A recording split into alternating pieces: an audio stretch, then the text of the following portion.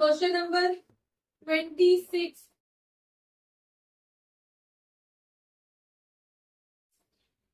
Changing PSR।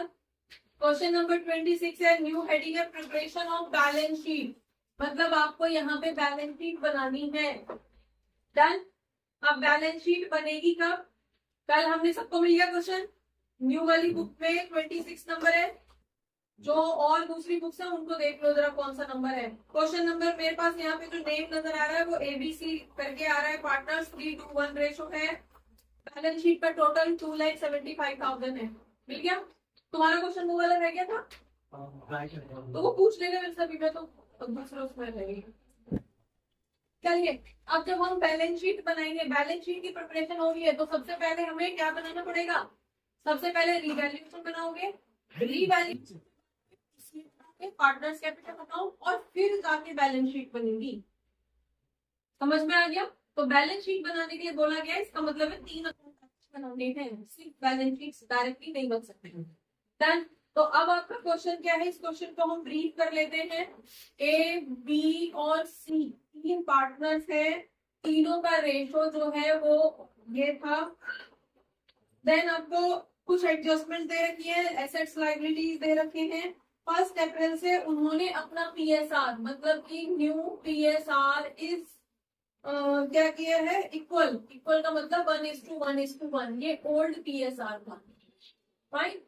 चलिए, अब यहाँ पे सबसे पहला ही पॉइंट आपका गुडविल का दे रखा है, तो गुडविल की कैलकुलेशन पहले, तो पहले आप निकाल लो जरा गेन सेक्रीफाइस क्या रहेगा किसका। ए का निकाल लेते हैं। पहले कितना था? ओल्ड था पहले 356 माइनस 1/3। बी का कितना था? 2/6 माइनस 1/3, और सी का था 1/6 माइनस 1/3। ठीक है, यहाँ पे कितनी वैल्यू आ जाएगी? 6 रहेगा।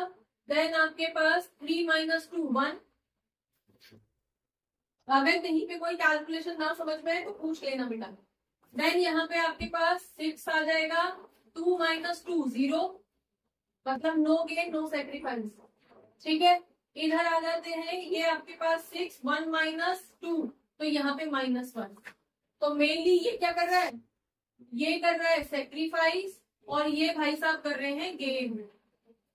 ठीक है, तो यहाँ पे अगर हमें सिर्फ जनरल एंट्री डालनी है तो हम ये डाल देंगे, क्या होता है इसका? C's account debit to A's account. और गुडविल की वैल्यू है कितनी? गुडविल की वैल्यू है 150। तो गुडविल अगर आपको 1,50,000 का दे रखा है तो 1/6 डिवाइड कर दो, इसको कितना आएगा? 2 जा 25,000। ठीक है, इसका मतलब है 25,000 से एक को डेबिट किया जाएगा, इसको सी को डेबिट किया जाएगा, और ए को डेबिट किया जाएगा। यहाँ तक क्लियर है? यहाँ तक सब कुछ वही चल रहा है जो अभी तक चल रहा था, कुछ भी नया नहीं है। ठीक है, अब इसके बेस पे हमें क्या बनाना है? नेक्स्ट अकाउंट जो बनेगा वो बनेगा हमारा रीवैल्यूएशन अकाउंट। फाइन। तो रीवैल्यूएशन अकाउंट पहले बना लेते हैं। कितने पार्टनर्स हैं? 3 पार्टनर्स हैं, तो हमारे पास, अच्छा रीवैल्यूएशन में तो हमें पार्टनर्स की जरूरत। चलो बता दो जरा किस किस में क्या क्या चेंज आया है। तो हमारे पास लैंड में रीवैल्यूएशन आया है, और कितनी हो गई है? 80 हो गई है। पहले कितनी थी? 50। अब कितनी हो गई है? तो क्या आया है क्या लैंड? एसेट। तो एसेट इंक्रीज हुई है या डिक्रीज हुई है? कितनी इंक्रीज हुई है? कहाँ लिखूं? बाय साइड में। इसका एसेट साइड नहीं होता, वो बैलेंस शीट से कोरिलेट करने के लिए मैंने आपको बताया था। ठीक है, ये बाय साइड या टू साइड। फाइन। तो यहाँ पे कितना क्या डालू? लैंड था बिल्डिंग था? लैंड अप्रिशिएट हुई है, तो यहाँ पे लैंड अकाउंट कितने से? 30,000 का चेंज आया है, तो वो चेंज यहाँ रिकॉर्ड हुआ है। ठीक है, नेक्स्ट आपकी कुछ और भी डेप्रिशिएट हो रही है। बिल्डिंग डेप्रिशिएट हो रही है 6% से। बिल्डिंग थी कितनी? 50 का 6% कितना होगा? 3,000 रुपए। 3,000 रुपए बिल्डिंग डेप्रिशिएट हो रही है, तो डेप्रिशिएट हो रही है तो किधर लिखोगे? इधर लिख दो। ठीक है, क्या आ जाएगा? बिल्डिंग अकाउंट कितना? 6,000 रुपए से डेबिट होगा। फाइन। अब ये 6,000 या 3,000 कितना हो रहा है? 6% है 50,000 का, 3,000 होगा भाई। ठीक है, अरे क्या वैल्यू है? 50,000 है और 50,000 का 6% कितना होगा? 3,000 ही तो होगा। अरे यार, चलिए डन। नेक्स्ट आ जाते हैं, आपके पास क्रेडिटर्स है। इसका मतलब क्रेडिटर्स थे कितने? अपनी लाइबिलिटीज में देखो 50,000 के क्रेडिटर्स थे, जिसमें से ये बोला जा रहा है कि 3,000 के क्रेडिटर्स हम क्लेम नहीं करेंगे। इसका मतलब 6,000 नहीं पे करना। तो आपके लिए तो फायदा हो गया। 6,000 के क्रेडिटर्स कम हुए, लाइबिलिटी कम हुई है, तो कहाँ लिखोगे? By side. Again by side में क्या? Creditors account. ठीक है, कितना? 6,000 का डिफरेंस, 6,000 कम हुए। क्लियर हो गया? ये वैल्यू कहाँ से आ रही है? क्लियर है सबको? कर दो टोटल 36,000। यहाँ भी टोटल हम वही लिखेंगे, ज्यादा जो भी आ रहा है। यहाँ पे डिफरेंस कितना आ रहा है? 33,000 का रीवैल्यूएशन गेन आ रहा है। फाइन।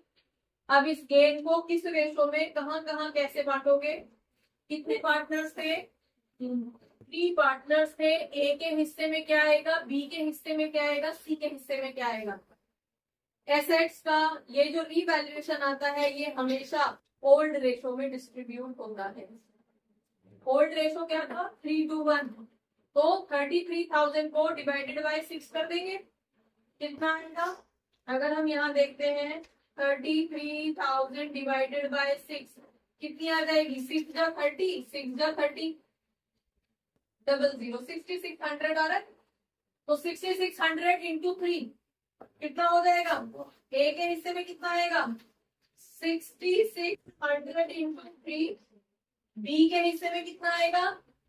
6600 इंटू 2। और सी का तो 1 ही था, तो इसका तो 6600 ही रहेगा। लिख लिखा क्या?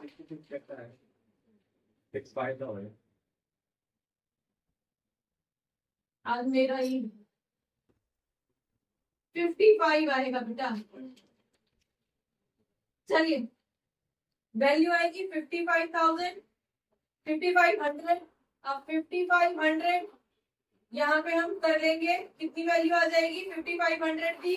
मल्टीप्लाई कर दो, क्या आएगा? 3 5 जा 15 और 3 5 जा 15 और 1 16। ठीक है, 16,500 इधर कितनी आ जाएगी? यहाँ तो 11,000 नजर आ रहे हैं सीधे, और यहाँ पे 5500 नजर आ रहे हैं। ये वैल्यूज, ये प्रॉफिट इस तरह से डिस्ट्रीब्यूट हो जाएगा। बताओ तो इसका कितना हुआ? 16,500, इसका 11,000 और इसका 5500। आपकी वैल्यू प्रॉफिट ट्रांसफर हो जाएगी। यहाँ तक किसी को कोई इशू? ठीक है, आगे बढ़ू। क्लियर है? ये वैल्यू कैलकुलेशन सब क्लियर है? आगे बढ़े। चलिए, अब क्या बनेगा इसके बाद में? Partners capital account. अब क्योंकि पार्टनर्स तो बहुत सारे हैं, तो बहुत सारे कॉलम आपको यहाँ पे बनाने पड़ेंगे।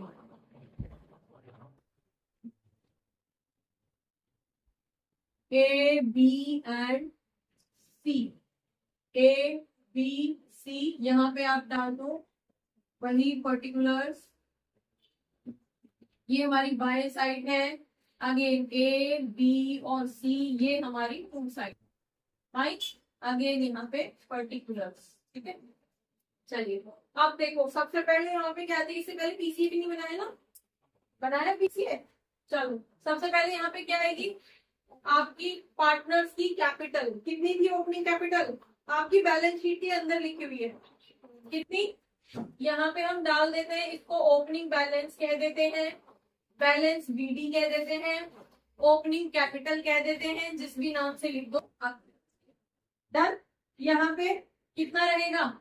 1 लाख रुपीज एक का, दूसरे की 50,000 है, और तीसरे की कैपिटल 25,000 है। ठीक है भाई। अब जो आपने गेन कैलकुलेट किया, गेन आया था ना, उसको भी लिख दो। क्या लिखोगे? By revaluation gain account. ठीक है, मैं अकाउंट नहीं लगाती हूँ तो आप लगा लेना, आपको लिखना। ठीक है, तो रीवैल्यूएशन किस किस के हिस्से में कितना आया था? एक के में 16,500 आया था, दूसरे के में 11,000 का प्रॉफिट आया था और तीसरे के में 5,500 का गेन आया था। ठीक है, दूसरी कैलकुलेशन हमने गुडविल की थी। कौन डेबिट हो रहा था, कौन क्रेडिट हो रहा था? जनरल एंट्री मेरी हमने, आप बता दो जरा किसकी रहेगी। ये कैलकुलेशन यहाँ से हटा देते, किस किस को डेबिट करोगे, किसको क्रेडिट करोगे? सी को डेबिट करोगे और ए को क्रेडिट करोगे। कितने? 25,000। ठीक है, तो 25,000 ए को यहाँ पे लिख दो, किस नाम से? By goodwill premium. इसको हम गुडविल प्रीमियम कहते हैं। जो गुडविल का गेन सेक्रीफाइस होने की वजह से पैसा एक दूसरे को ट्रांसफर किया जा रहा है, इस पैसे को हम गुडविल प्रीमियम बोलते हैं। तो प्रीमियम अकाउंट, इसको तो क्रेडिट किया जाएगा, ऊपर लिख दिया, और दूसरे को डेबिट भी किया जाएगा क्योंकि सी से लेके ए को दिया जा रहा है, तो सी डेबिट हो रहा है। फाइन, तो यहाँ पे क्या आ जाएगा? गुडविल प्रीमियम के नाम पे इसको डेबिट किया जा रहा है और गुडविल प्रीमियम के नाम पे इसको क्रेडिट किया जा रहा है। जिनमें वैल्यू नहीं है उनको डैश करके छोड़ दो। फाइन, नेक्स्ट आगे देख लेते हैं। और कुछ? और तो कोई वैल्यू है ही नहीं, तो यहीं से उनका पीसीए निकाल दो जरा। और तो कोई वैल्यू नहीं है, उन्होंने कोई ड्राइंग की होती, उनपे कोई आईओटी लगा हुआ होता तो वो हम यहाँ पे डाल देते। इसका तो 156 है, दूसरा इसका कितना है? 71,000 है, और यहाँ से 25 कम हो जाएंगे तो 10,500 बचेंगे। अब क्लियर है? आपकी बुक के आंसर के अकॉर्डिंग है। पॉइंट क्या था? बैलेंस शीट के अंदर जो रिजर्व था वो रिजर्व, क्योंकि रिजर्व तो डिसॉल्व करना है सारा। बैलेंस शीट में जो भी रिजर्व दे रखे, हम बार बार हर क्वेश्चन में हर उसमें बोलते हैं कि रिजर्व जो भी है वो सब अभी डिसॉल्व करके खत्म करने हैं। ठीक है, तो बैलेंस शीट में एक रिजर्व आपको ऑलरेडी दे रखा है, तो वो पुराने साल का है ना, तो वो भी तो डिसॉल्व होगा। ठीक है, तो उस रिजर्व को आप ओल्ड रेशो में, याद रखना पुराना कोई भी चीज ओल्ड रेशो में ही डिस्ट्रीब्यूट होगी। ओल्ड रेशो में डिस्ट्रीब्यूट हो गया, टोटल ये आ गया। आगे यहाँ पे माइनस करने के लिए कुछ नहीं था, सेम वही वैल्यू आ गई, और यहाँ पे आपके पास 25,000 माइनस करने के लिए थे, तो फाइनली आपकी कितनी वैल्यू रही? 10,500 यहाँ पे रही। क्लियर है? यहाँ तक किसी को कोई इशू? आगे बढ़ू? चलिए, बैलेंस शीट इसी के नीचे ही बना लो।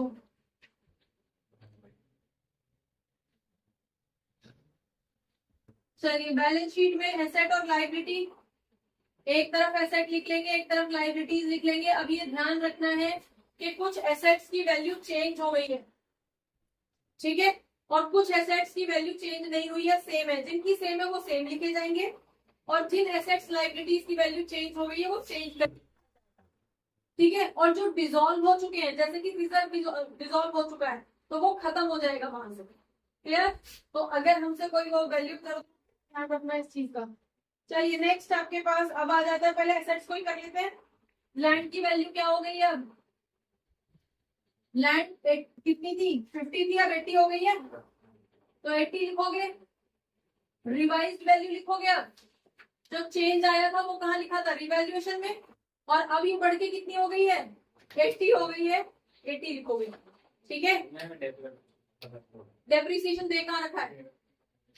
अगर डेप्रिसिएशन दे रखा होता तो बिल्कुल माइनस कर दे, जैसे बिल्डिंग में दे रखा है। बिल्डिंग डेप्रिशिएट हो गई है 3000, डेप्रिशिएट कितनी हुई थी? 3000, 50 की थी, 3 कम हो गए, तो अब यहाँ पे क्या लिखोगे? बिल्डिंग 47। यहाँ तक कोई इशू? तो जो चेंज आ गया है उस चेंज को इम्प्लीमेंट करके जो न्यू वैल्यू है उसको यहाँ पे लिखा जाएगा। न्यू बैलेंस शीट बना रहे हो, पुरानी को आपको सही रखी है, ठीक है, तो new balance sheet new value उसके साथ बनेगी। अब जिनमें चेंज नहीं आया वो ऐसे ही रहेंगी।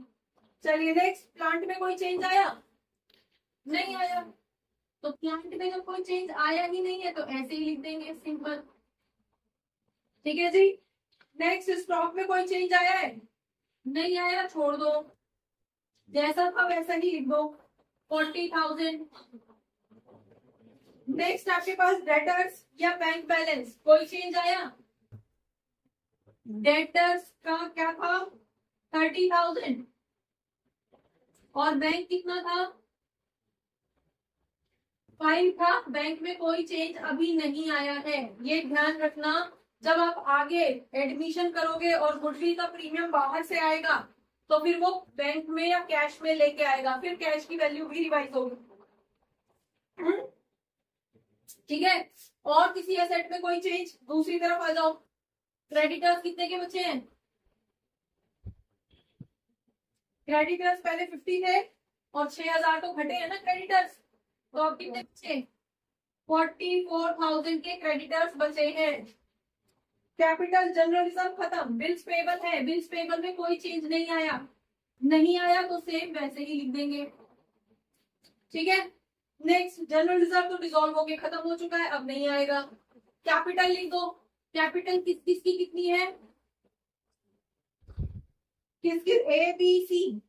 ए की कितनी है, बी की कितनी है, सी की कितनी है? अब उनकी कैपिटल जो है रिवाइज हो चुकी है, पहले जो भी थी अब रिवाइज हो चुकी है, तो वो रिवाइज वैल्यू यहाँ पे डालो। 1,56,500 एक की हो गई है, 71,000 एक की हो गई है और तीसरे की 10,500 हो गई है घटके। तो टोटल कैपिटल कितनी रही है आपकी?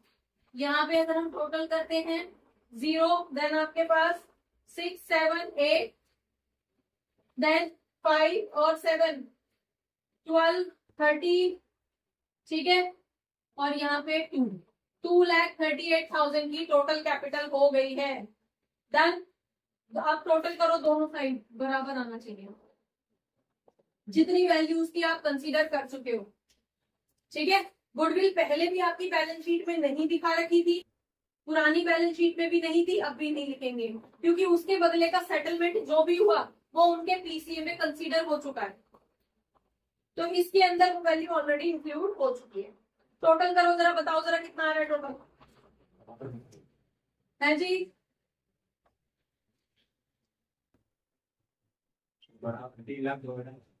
किसका आ रहा है?